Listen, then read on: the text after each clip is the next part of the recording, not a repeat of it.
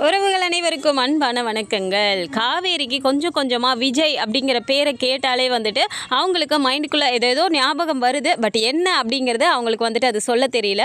So அதுக்குமே வந்துட்டு சாரதாம்மா கிட்ட ஏதோ ஒரு பூர்வ ஜென்மத்தில் நான் ஏதோ பண்ணியிருப்பேன் போல், இல்லைனா ஒருவேளை அவன் என்ன ஏதோ லவ் பண்ணி ஏமாத்திருப்பானோ அப்படின்னு தான் சொல்கிறாங்க. ஸோ அதை விஜய்னு சொன்ன உடனே வந்துட்டு அவங்க வந்துட்டு இப்படி ஷாக் ஆனதை பார்த்துட்டு சாரதாம்மா அப்படியே கஷ்டமாக பார்த்துட்டே நிற்கிறாங்க. இல்லை அப்படி இல்லை, ஏமாத்திருக்கலாம் முடியாது. ஒருவேளை நான் எதுவும் பொண்டாட்டியாக இருந்து ரொம்ப டார்ச்சர் பண்ணியிருப்பேன் போல் அப்படின்னு சொல்லிட்டு இப்போ காவேரி சொல்லிட்டு அவங்க பாட்டுக்கு அவங்க வேலையை பார்க்க ஆரம்பிச்சிடுறாங்க. ஸோ அந்த இடத்துலேயே அப்போது விஜயை பற்றி ஏதோ கொஞ்சம் ஞாபகம் வருது. அந்த பேரை சொன்னாலே அவளுக்கு வந்து வருது அப்படின்னா அப்போ திரும்ப பழைய ஞாபகம்லாம் வந்துருச்சுன்னா என்ன பண்ணுறது? விஜய் தம்பி அவள் கேட்டானா என்ன பண்ணுறது? விஜய் தம்பி தான் இப்போ உயிரோடையே இல்லையே அப்படின்னு சொல்லிட்டு அவங்களுக்கு ஒரு சைடு கவலை ஆகிடுது. ஸோ அங்கேருந்து பேக் பண்ணுறதே வந்துட்டு அவ்வளோ ஆர்வமாக அவங்க வந்துட்டு நம்ம பேக்கர்ஸ் அண்ட் மூவர்ஸ் கிட்ட கூட சொல்லியிருக்கலாம் அப்படின்னு அவங்க சொல்லும்போது, ஹே அரை நாளில் நம்ம முடிக்கிற வேலைடி அப்படின்னு சொல்லிட்டு பிரிஸ்காக சொன்னவங்க இப்போ வந்துட்டு அப்படியே அந்த யோசனையோடையே மெதுவாக எடுத்து வச்சுட்டு இருக்கும்போது காவேரி போயிட்டு, அம்மா என்ன, நான் அதுக்கு தான் அப்போவே சொன்னேன் அவங்கள வர சொல்லுன்னு, பாரு எவ்வளோ ஸ்லோவாக செஞ்சுட்டு இருக்கேன், நம்ம 2 பேரால் பண்ண முடியுமா அப்படிங்கிறாங்க. இல்லடி அதெல்லாம் ஒன்றும் இல்லை அப்படின்னு சொல்லிட்டு இப்போ அவங்க எடுத்து வச்சிடுறாங்க. ஸோ அதே மாதிரி நைட்டு 9:30 மணிக்கு நான் வரேன் அப்படின்னு சொல்லிட்டு அவங்க சொல்லிட்டு போனோன்னே அவங்களும் டெம்போ எடுத்துகிட்டு வந்துடுறாங்க. இங்கேருந்து எடுத்துகிட்டு கிளம்பிடுறாங்க. ஸோ மறுநாள் அவங்க வந்துட்டு அங்கே நேராக அங்கே போனதுக்கப்புறம் ஸ்கூலுக்கு காண்டாக்ட் பண்ணுறாங்க. அங்கே வந்து காண்டாக்ட் பண்ணோன்னே அங்கே ஸ்கூல் மூலமாக வந்துட்டு ஒரு வீடுமே வந்துட்டு அங்கே வேலை செய்கிறவங்க மூலமாக ஒரு வீடுமே அரேஞ்ச் பண்ணியிருக்கும் போது நேராக அந்த அட்ரஸை வாங்கிட்டு அந்த வீட்டுக்கு போயிடுறாங்க. அங்கே போயிட்டு அது எல்லாத்தையும் பொருளெல்லாம் வச்சுட்டு அங்கேருந்து அவங்க அவசரமாக கிளம்புறாங்க. இன்றைக்கி ஜாயின் பண்ணுமா நான் அப்படின்னு சொல்லிட்டு, சரிடி போகும்போது பக்கத்தில் இங்கே எதுவும் கோயில் இருக்கான்னு கூட தெரியலையே அப்படிங்கிறாங்க. ஆமாம் போகிற வழியில் கோயில் இருந்தால் கோயிலை பார்த்து சாமி கும்பிட்டுட்டு போகிறேன், இல்லைனா நீ இருக்கீலம்மா நீ என்ன ஆசீர்வாதம் பண்ணுமா போதும் அப்படிங்கிறாங்க. அதுக்கு என்னடி காவேரி நீ எப்பவும் நல்லா இருப்ப அப்படின்னு சொல்லிட்டு அவங்களும் சந்தோஷமாக சொல்கிறாங்க. சரிம்மா நான் கிளம்புறேன் அப்படின்னு சொல்லிட்டு நேராக காவேரியும் அவங்களோட டாக்குமெண்ட்ஸ்லாம் எடுத்துகிட்டு நேராக ஸ்கூலுக்கு வராங்க.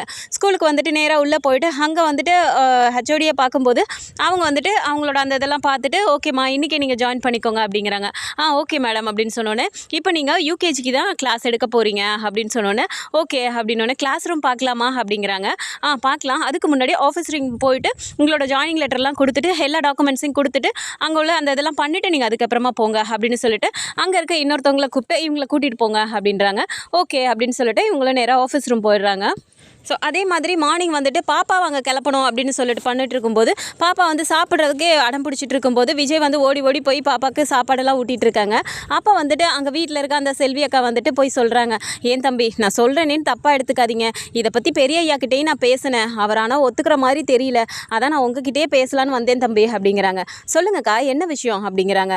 இல்லை தம்பி நானும் அந்த இதுலேருந்து பார்த்துட்ருக்கேன், பாப்பாவை குழந்தையாக வச்சுக்கிட்டு இப்படி நீங்கள் கஷ்டப்படுறதெல்லாம் பார்க்குறதுக்கு எனக்கே சங்கடமாக இருக்குப்பா, பேசாமல் ஒரு கல்யாணம் பண்ணிக்கிட்டீங்கன்னா உங்களுக்கும் ஒரு துணையாக இருக்கும், பாப்பாவை பார்த்துக்கிறதுக்கும் ஒரு ஆள் இருக்க மாதிரி இருக்கும்ல, நீங்களே எத்தனை நாளைக்கு தான் அப்படி கஷ்டப்பட்டுட்டு இருப்பீங்க அப்படின்னோடனே அப்படியே விஜய் வந்துட்டு அப்படியே சைலண்ட் ஆகி கண்ணெல்லாம் கலங்குறாரு. என்ன தம்பி நான் தப்பாக எதுவும் கேட்டேன் என்னை மன்னிச்சிருங்கப்பா, எனக்கு மனசு கஷ்டமாக இருந்துச்சு உங்களை பார்க்குறதுக்கு, அதனால தான் நான் அப்படி சொன்னேன் அப்படிங்கிறாங்க. இல்லைக்கா தாத்தா என்ன சொன்னார் அப்படிங்கிறாங்க. தாத்தாவும் சொன்னாருப்பா, நீங்கள் இந்த ஜென்மத்தில் வேறு பொண்ணை கல்யாணம் பண்ண மாட்டீங்க, ஏன்னா நீங்கள் 2 பேரும் அவ்வளோ ஒரு அந்யோன்யமாக வாழ்ந்தீங்கன்னு சொல்லிட்டு அவர் சொன்னாருப்பா, உங்களை மாதிரி யாருமே வாழ்ந்திருக்க முடியாதாமே அப்படின்றாங்க. ஆமாக்கா தாத்தா சொன்னது கரெக்டு தான், அவள் என்னை விட்டு என்ன போகாதன்னு சொல்லிட்டு என்னை விட்டுட்டு அவள் போயிட்டாக்கா அப்படின்னு சொல்லிட்டு அவர் கண்ணெல்லாம் கலங்குறாரு.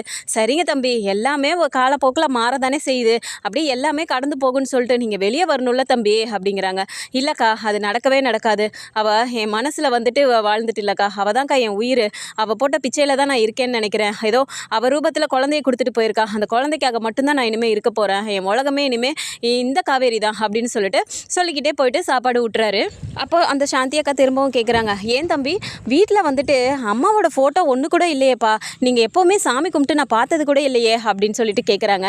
உடனே விஜய் இருந்துட்டு, அக்கா அப்படிலாம் இல்லை, அவள் என்னை விட்டு போயிட்டான்னா அவள் போயிட்டான்னு அர்த்தமா, அவள் எனக்குள்ளே வாழ்ந்துட்டு தான்க்கா இருக்கா, அதுக்காக அவளுக்கு நான் அந்த ஃபோட்டோவில் வச்சு நான் அப்படிலாம் பார்க்குற அளவுக்குலாம் எனக்கு சக்தி இல்லைக்கா அப்படின்னு சொல்கிறாங்க.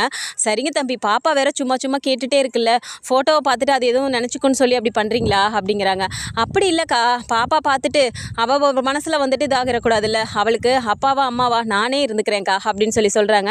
சரிங்க தம்பி இதோ பாப்பாவுக்கு எல்லாமே ரெடி பண்ணி வச்சுட்டேன் அப்படின்னு சொல்லிட்டு, காவேரி பாப்பா இங்கே பாருங்கள் உங்களுக்கு எல்லாமே ரெடி பண்ணி வச்சுட்டேன், ஸ்நாக்ஸ் இருக்குது லஞ்ச் இருக்குது, நீங்கள் ஸ்கூலுக்கு போயிட்டு சமத்தாக சாப்பிடணும் சரியா அப்படிங்கிறாங்க. ஓகே அப்படிங்கிறாங்க பாப்பா. சரின்னு சொல்லிட்டு கிளம்பிட்டு ட்ரெஸ் எல்லாம் போட்டுட்டு அவங்க வரும்போது தாத்தா பார்த்துட்டு கேட்குறாரு, என்னடா விஜய் கலர் ட்ரெஸ்லேயே கூப்பிட்டு போகிற, யூனிஃபார்ம் என்ன கொடுக்கலையா அப்படின்னு கேட்குறாங்க. உடனே இல்லை தாத்தா யூனிஃபார்ம் வரதுக்கு கொஞ்சம் நாள் ஆகுமா, அது வரைக்கும் பாப்பாவை கலர் ட்ரெஸ்லேயே வர சொல்லிட்டாங்க அப்படின்னு அப்படின்னு சொல்கிறாங்க. சரிடா பார்த்து பத்திரமா போயிட்டு வாங்க அப்படின்னு சொல்லிட்டு தாத்தாவை அனுப்பிடுறாரு. ஸோ இங்கேருந்து இவங்க 2 பேருமே கிளம்பிடுறாங்க. ஸோ அவங்க ஆண்டி வேலை அங்கே வந்துட்டு இருக்காங்க. காவேரி உள்ளார போயிட்டு ஆஃபீஸ் ரூமில் எல்லாமே அதெல்லாம் முடிச்சுட்டு நேராக அவங்க கிளாஸ் ரூமுக்குமே போயிடுறாங்க. போயிட்டு எல்லா குழந்தைங்களையுமே பார்த்துட்டு அவங்க அப்படியே உட்காடுறாங்க. அட்டண்டன்ஸ் எடுக்கலாம் அப்படின்னு சொல்லிட்டு எடுக்கும்போது கரெக்டாக வந்துட்டு miss May I come in அப்படின்னு சொல்லிட்டு ஒரு குழந்தையோட குரல் கேட்கும்போது காவேரி டக்குன்னு திரும்பி பார்க்குறாங்க. அப்போ காவேரி குட்டி காவேரி அங்கே நின்றுட்டு இருக்கும்போது பார்க்கும்போது காவேரிக்குமே அப்படி ஒரு மாதிரி சிரிப்போடு எஸ் கம் இன் வாங்க வாங்க அப்படிங்கிறாங்க. சரின்னு சொல்லிட்டு உள்ளே வந்துட்டு குட் மார்னிங் மிஸ் அப்படிங்கிறாங்க. குட் மார்னிங், என்ன அன்யூனிஃபார்மில் வந்திருக்கீங்க, பாப்பாவுக்கு யூனிஃபார்ம் எங்கே அப்படின்னு சொல்லி கேட்குறாங்க. உடனே பாப்பா இருந்துட்டு இல்லை மிஸ் நான் நேற்று தான் ஸ்கூலுக்கு ஜாயின் பண்ணேன், யூனிஃபார்ம் தரதுக்கு கொஞ்சம் நாள் ஆகுமா, அதனால தான் என்னை அது வரைக்கும் கலர் ட்ரெஸ்ஸில் வர சொல்லியிருக்காங்க அப்படின்னு பாப்பா சொல்கிறாங்க. ஓ அப்படியா, ஓகே ஓகே இந்த ட்ரெஸ் சூப்பராக இருக்குது அப்படிங்கிறாங்க. உங்கள் ட்ரெஸ்ஸும் சூப்பராக இருக்குது மிஸ் அப்படின்னோடனே ஓ தேங்க்யூ அப்படின்னு சொல்லிட்டு உங்கள் பேர் என்ன அப்படிங்கிறாங்க. My name is V Kaveri அப்படின்னு சொல்லிட்டு பாப்பா சொன்ன உடனே அப்படி காவேரிக்கு சிரிப்பே வருது. ஓ வெரி குட் வி காவேரியா நீங்கள், நான் எஸ் காவேரி அப்படிங்கிறாங்க. ஓ மிஸ் உங்கள் பேரும் காவேரியா அப்படின்னு சொல்லி கேட்குறாங்க. ஆமாம் என்னோட அப்பா பேர் சந்தானம், உங்கள் அப்பா பேர் என்ன அப்படின்னு சொன்னோன்னே என்னோட அப்பா பேர் விஜய் அப்படின்னு சொல்லி சொல்கிறாங்க. விஜய் அப்படிங்கும்போது திரும்பவும் அவங்களுக்கு அந்த மாதிரி அந்த ஞாபகங்கள் ஏதோ வந்துட்டு போகுது.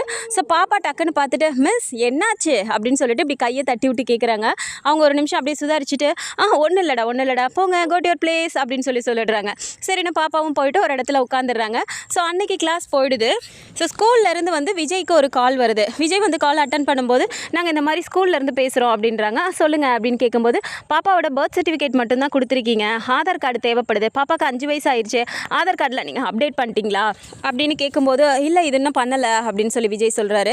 சரி சீக்கிரமாக அதை ரெடி பண்ணிவிட்டு ஸ்கூலில் வந்து நீங்கள் சப்மிட் பண்ணணும், அதோட ஜெராக்ஸ் காப்பி மட்டும் போதும் அப்படின்றாங்க. சரி ஓகே நான் நாளைக்கு அந்த வேலையை பார்க்குறேன் அப்படிங்கிறாரு. ஓகே சார்னு வச்சிடுறாங்க. ஸோ வீட்டில் தாத்தா கேட்குறாரு என்னப்பா விஜய் அப்படிங்கும்போது பாப்பாவுக்கு வந்துட்டு இந்த மாதிரி ஆதார் கார்டு கேட்குறாங்க தாத்தா, அவளுக்கு 5 வயசு ஆயிடுச்சுல்ல, இன்னும் ஆதார் கார்டு அப்டேட் பண்ணாமல் இருக்கோம்ல, அதை பண்ணிவிட்டு பாப்பா கொண்டு போய் கொடுக்கணும் அப்படிங்கிறாங்க.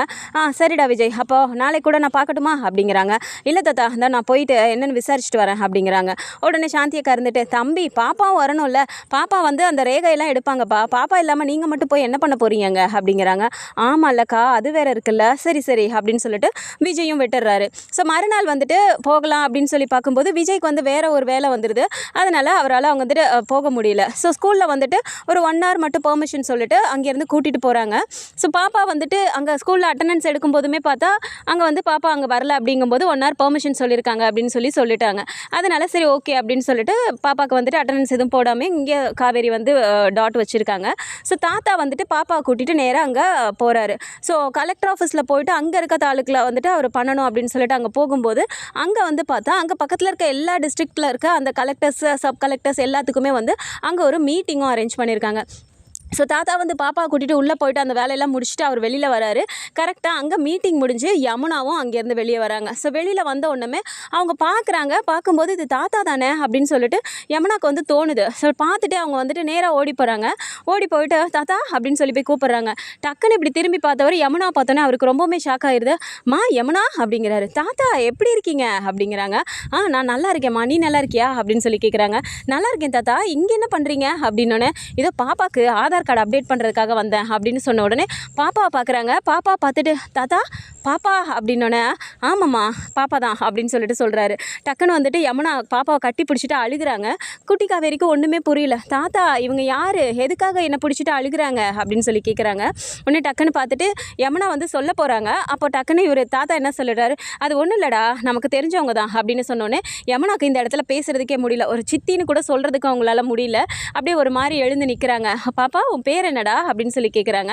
திரும்பவும் யமுனா கிட்டேயும் வந்துட்டு my name is V Kaveri அப்படின்னு சொல்கிறாங்க. ஸோ இதை கேட்ட உடனே யமுனாக்கு கண்ணெல்லாம் கலங்கி போயிடுது. காவேரியா அப்படின்னோடனே ஆமாம்மா காவேரினே பேர் வச்சுட்டோம் அப்படிங்கிறாங்க. உடனே வந்துட்டு யமுனா தனியாக வந்துட்டு இப்படி போய் நிற்கும்போது பாப்பா இங்கே இருடா இதை வந்துடுறேன் தாத்தா அப்படின்னு சொல்லிட்டு தனியாக போயிட்டு யமுனா கிட்ட பேசுகிறாரு. என்னம்மா காவேரி எப்படி இருக்கா அப்படின்னு சொல்லி கேட்குறாரு. இருக்கா தாத்தா, ஆனால் இன்னும் பழைய ஞாபகம்லாம் எதுவும் அவளுக்கு வரலை அப்படிங்கிறாங்க. ஓ சரிம்மா அப்படின்னோடனே ஆமாம் தாத்தா நீங்கள் இங்கே என்ன பண்ணுறீங்க, நிவன் வந்து ஏற்கனவே வந்துட்டு சென்னை வந்தப்போ வீட்டுக்கெல்லாம் போய் பார்த்தாரு தெரியுமா, உங்களை பார்த்துட்டு பாப்பா பார்த்துட்டு வரலான்னு சொல்லிட்டு அவர் வந்திருக்காரு, ஆனால் நீங்கள் அங்கே இல்லவே இல்லைன்னு சொல்லிட்டாங்களாம். நிவன் வந்து சொல்லி சங்கடப்பட்டார். சரி உங்களுக்கு கால் பண்ணியாவது கேட்கலான்னு சொல்லிட்டு எத்தனையோ டைம் நிவன் கால் பண்ணார், ஆனால் உங்கள் யார் நம்பருமே ரீச்சே ஆகலை. எதுக்காக தாத்தா நம்பரை கூட மாற்றிட்டீங்க? பாட்டி வந்துட்டு நம்பர் கூட கான்டாக்டில் இருக்கக்கூடாதுன்னு சொல்லிட்டாங்களா அப்படிங்கிறாங்க. இல்லைம்மா, பாட்டி இப்போ உயிரோடே இல்லை அப்படிங்கிறாங்க. பாட்டி இல்லையா? என்ன தாத்தா சொல்கிறீங்க அப்படின்றாங்க. ஆமாக்கா, பாட்டி இறந்து 2 வருஷம் ஆகுது அப்படின்றாங்க. அப்போவே வந்து யமுனாக்கு அப்படியே மனசுக்குள்ளார தோணுது, இந்த கிழவி போனால் போகட்டும், எவ்வளோ ஒரு ட்ராமா பண்ணி காவேரி அக்கா வந்துட்டு வீட்டை விட்டு அனுப்பி வச்சுச்சுல அப்படின்னு சொல்லிட்டு அப்படியே ஒரு மாதிரி கடுப்பாகுது. என்னம்மா, பாட்டி மேலே உனக்கு கோவம் இருக்கும் போல இருக்கே அப்படின்னு சொல்லிட்டு தாத்தா கேட்குறாரு. அதெல்லாம் ஒன்றும் இல்லை தாத்தா அப்படின்றாங்க. சரிம்மா அப்படின்னோடனே, ஆமாம் தாத்தா இங்கே எங்கே இருக்கீங்க அப்படிங்கும்போது தாத்தா வந்து இந்த இடத்துல இங்கே எங்கே இருக்கோம் அப்படிங்கிறத அவர் சொல்ல மாட்டேங்கிறாரு. அதெல்லாம் சரிம்மா, நீ என்னம்மா பண்ணுறீங்க அப்படின்னோடனே, ஐயோ தாத்தா உங்ககிட்ட சொல்லவே இல்லைல்ல, நான் எக்ஸாமில் பாஸ் பண்ணி எனக்கு சப் கலெக்டராக திருவள்ளூரில் தான் போஸ்டிங் போட்டிருக்காங்க. இன்னைக்கு மீட்டிங்காக நாங்கள் வந்திருக்கோம் தாத்தா அப்படின்றாங்க. ஓ அப்படியேம்மா, நீ சப் கலெக்டர் ஆகிட்டியா? சூப்பர்மா, கங்க்ராட்ஸ்மா அப்படிங்கிறாங்க. சரிங்க தாத்தா, இதோ காவேரி அக்கா கூட இங்கே தான் இருக்கா அப்படிங்கிறாங்க. காவேரி இங்கே இருக்காளா? என்னம்மா சொல்கிற அப்படின்னோடனே, ஆமாம் தாத்தா, நேற்று தான் இங்கே வந்தாங்க. நாங்கள் மதுரையில் தான் இருந்தோம். இங்கே வந்துட்டு அக்காவுக்கு இங்கே தான் ஒரு ஸ்கூலில் வந்துட்டு போஸ்டிங் கிடச்சிருக்கு. அதனால் அக்காவும் அம்மாவும் இங்கே வந்திருக்காங்க. இதோ நான் மீட்டிங் முடிச்சுட்டு அப்படியே அவங்கள போய் பார்க்கலான் இருக்கேன் அப்படின்றாங்க. ஓ அப்படியாம்மா, சரிம்மா, அப்போது காவேரி இங்கே தான் இருக்காளா அப்படிங்கிறாங்க. ஆமாம் தாத்தா இங்கே தான் இருக்கா அப்படின்றாங்க. சரிம்மா, எங்கம்மா இருக்காவ அப்படின்னோடனே, தாத்தா அட்ரஸ்லாம் இன்னும் எதுவும் தெரியல, நான் அம்மாவுக்கு ஃபோன் பண்ணி பேசிட்டு வேணா சொல்லவா அப்படிங்கிறாங்க. சரிம்மா பரவாயில்ல இருக்கட்டும் அப்படின்னு சொல்லிட்டு, தாத்தா இப்போ எந்த நம்பரில் இருக்கீங்க? நம்பரை கொடுங்க, அப்பப்போ வந்து பாப்பாவையாவது பார்ப்போம்ல அப்படிங்கிறாங்க. தாத்தா அப்படியே யோசிக்கிறாரு. தாத்தா ப்ளீஸ் நம்பர் கொடுங்க, எப்படி தான் அப்புறம் நான் காண்டாக்ட் பண்ணுறது? பாப்பாவையாவது பார்க்கணும்ல, அம்மாங்க எவ்வளோ கஷ்டப்பட்டுட்டு இருக்காங்க தெரியுமா? காவேரி அக்காக்கு தெரியாமல் கூட நாங்களாவது வந்து பார்க்கக்கூடாதா அப்படிங்கிறாங்க. சரிம்மா நம்பர் நோட் பண்ணிக்க அப்படின்னு சொல்லிட்டு தாத்தா வந்து யமுனா கிட்ட நம்பர் மட்டும் கொடுக்குறாரு. ஆனால் அவங்க எங்கே இருக்காங்க அப்படிங்கிறத மட்டும் சொல்லவே மாட்டேங்கிறாரு. சரிங்க தாத்தா நான் வரேன் அப்படின்னு சொல்லிட்டு நேராக போயிட்டு பாப்பா கிட்ட, சரிடா நான் கிளம்புறேன், இங்கே வா உனக்கு நான் ஏதாவது வாங்கி தரவா அப்படிங்கிறாங்க. வேண்டாம், எனக்கு அப்பா எல்லாமே வாங்கி கொடுப்பாங்க அப்படின்னு சொன்னோடனே இந்த இடத்துல யமுனாக்கு ரொம்பவுமே ஷாக் ஆகுது. என்னது, அப்பா வாங்கி கொடுப்பாங்களா அப்படின்னோடனே, ஆமாம் அப்பா தான் எல்லாமே எனக்கு வாங்கி கொடுப்பாங்க, எல்லாமே நான் கேட்ட எது கேட்டாலும் எனக்கு வாங்கி கொடுத்துருவாங்க தெரியுமா அப்படிங்கிறாங்க. தாத்தா பாப்பா என்ன சொல்கிறா அப்படின்னோடனே, ஆமாம்மா விஜய் தான் சொல்கிறா அப்படின்னோடனே, விஜயா? விஜய் உயிரோடு இருக்காரா அப்படின்னு சொல்லி கேட்குறாங்க. ஆமாம்மா, விஜய்க்கு வந்துட்டு அந்த இக்கட்டான சூழ்நிலை அவன் தாண்டி வந்துட்டான். நாங்கள் அப்படி தான் நினச்சோம் விஜய்க்கு ஏதோ ஆயிரப்போகுதுன்னு சொல்லிட்டு, ஆனால் விஜய்க்கு எதுவும் ஆகலாமா, அந்த கடவுள் பாப்பாவுக்காக விஜயோட உயிரை பிச்சையாக போட்டாரு அப்படின்னு சொல்லி சொல்கிறாங்க. தாத்தா என்ன தாத்தா சொல்லிட்டு இருக்கீங்க, விஜய் மாமா உயிரோடு இருக்காரா அப்படிங்கிறாங்க. ஆமாம்மா அப்படின்னோடனே, இப்போ காவேரி அப்படி நின்றுட்டே இருக்கும்போது போயிட்டு கிஸ் பண்ணிவிட்டு, தாத்தா விஜயோட நம்பரையாவது கொடுங்களேன் அப்படிங்கிறாங்க. இல்லைம்மா கொஞ்ச நாளைக்கு இப்படியே இருக்கட்டும், நான் தான் என்னோட நம்பர் உனக்கு கொடுத்துருக்கேன்ல, அதுக்கப்புறமா பார்த்துக்கலாம், இப்போதைக்கு விஜய் கிட்ட எந்த காண்டாக்டும் வேணாமா அப்படின்றாரு. எதுக்காக இவர் இப்படி சொல்கிறாருன்னு சொல்லிட்டு ஒரு மாதிரி அவங்களுக்கு இருந்தாலும், சரி தாத்தா நான் கிளம்புறேன் அப்படின்னு சொல்லிட்டு இவங்க இங்கேருந்து கிளம்பிடுறாங்க. அதுக்கப்புறமா சாரதாமாவுக்கு ஃபோன் பண்ணிட்டு, அம்மா நான் இங்கே தான் வந்திருக்கேன், மீட்டிங் முடிஞ்சிருச்சு, அட்ரஸ் அனுப்புங்க, நான் வரேன், லொக்கேஷன் ஷேர் பண்ணுங்க அப்படிங்கிறாங்க. எனக்கு அதெல்லாம் பண்ண தெரியாதுடி அப்படின்றாங்க. சரிம்மா அட்ரஸாவது சொல்லு, எந்த இடம் என்னன்னு சொல்லு, அதை பார்த்தாவது நான் வந்துடுறேன் அப்படிங்கிறாங்க. சரி அப்படின்னு சொல்லிட்டு இவங்க சொன்னோன்னே இவங்கள நேராக வீட்டுக்கு போயிடுறாங்க. வீட்டுக்கு போனோடனே வீடெல்லாம் சுற்றி பார்த்துட்டு, நல்லா இருக்குமா வீடு அப்படின்னு சொல்லிட்டு, நீ என்னடி மீட்டிங்லாம் நல்லபடியாக முடிஞ்சிச்சா அப்படின்னு கேட்குறாங்க. அம்மா மீட்டிங்லாம் நல்லா தான் முடிஞ்சிச்சு, இன்றைக்கி நடந்த விஷயத்தை கேட்டா உனக்கு மயக்கமே வந்துடும் அப்படின்றாங்க. என்னடி சொல்கிற அப்படின்னோடனே மொபைல் எடுத்து காட்டுறாங்க. இது யாருன்னு பாரு, உனக்கு அடையாளம் தெரியுதானே அப்படின்றாங்க. அதை பார்த்தோன்னே சாரதாமாக்கு, இது யாருடி, குட்டி பாப்பா அழகாக இருக்குல்லடி, இந்த பாப்பாவை பாரு, அப்படியே சின்ன பிள்ளையில நம்ம காவேரியை பார்த்த மாதிரியே இல்லை அப்படிங்கிறாங்க. ஆமாம் காவேரி அக்காவோட பொண்ணை பார்த்தா அப்புறம் காவேரி மாதிரி இருக்காமல் வேறு யார் மாதிரி இருக்கும் அப்படிங்கிறாங்க. என்னடி சொல்கிற, பாப்பாவா, நம்ம பாப்பாவா அப்படிங்கிறாங்க. ஆமாம்மா அப்படின்றாங்க. நீ எப்படி பார்த்த அப்படின்றாங்க. நான் இந்த மாதிரி மீட்டிங்க்கு போயிருந்தேம்மா, அப்போது தாத்தா பாப்பா கூட்டிகிட்டு வந்திருந்தாரு ஆதார் எடுக்கிறதுக்காக அப்படின்றாங்க. ஏண்டி என்கிட்ட ஒரு வார்த்தை சொல்லியிருக்க கூடாதா, நான் வந்து பார்த்துருப்பேன், இந்த ஊரில் தான் இருக்காங்களா அப்படிங்கிறாங்க. ஆமாம்மா அவர் நம்பர் கூட கொடுக்க மாட்டேன்ட்டாரு, நானா அடம் பிடிச்சி அவரோட நம்பரை வாங்கிட்டு வந்திருக்கேன் அப்படிங்கிறாங்க. அப்படியா, நம்பரை குடுறி நான் பேசுகிறேன் அப்படிங்கிறாங்க.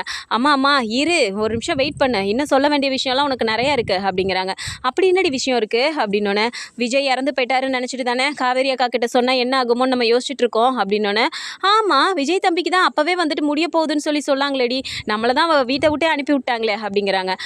அதெல்லாம் இல்லைம்மா, விஜய் நல்லா தான் இருக்காரு, பாப்பாவை இப்போ விஜய் தான் பார்த்துக்கிறாராம் அப்படிங்கிறாங்க. என்னடி சொல்கிற, விஜய் தம்பியா அப்படிங்கிறாங்க.